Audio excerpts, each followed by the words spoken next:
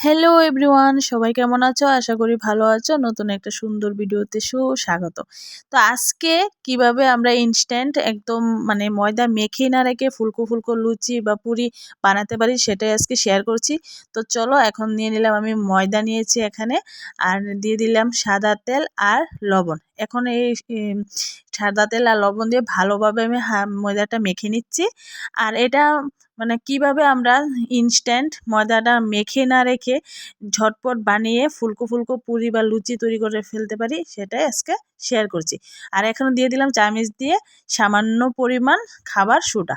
তো দেখো একদম ভালোভাবে মাখা হয়ে গেছে।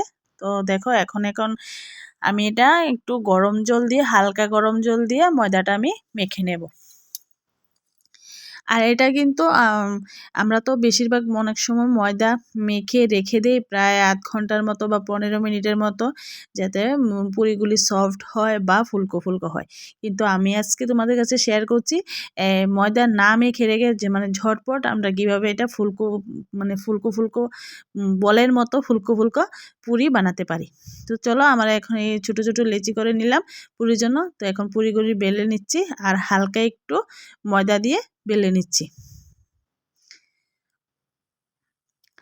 এটা তেল দিয়ে তোমরা ময়দা না লাগালেও পারবে, তেল দিয়েও বেলতে পারো। তো আমি একটু হালকা একটু ময়দা লাগিয়ে নিচ্ছি।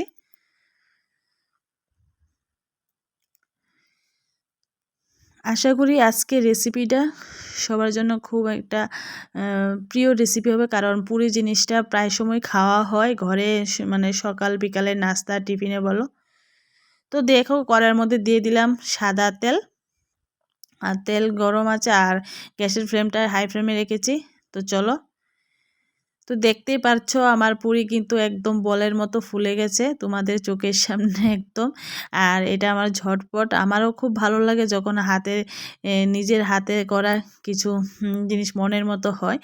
তো চেষ্টা করলে সব কিছুই হয়।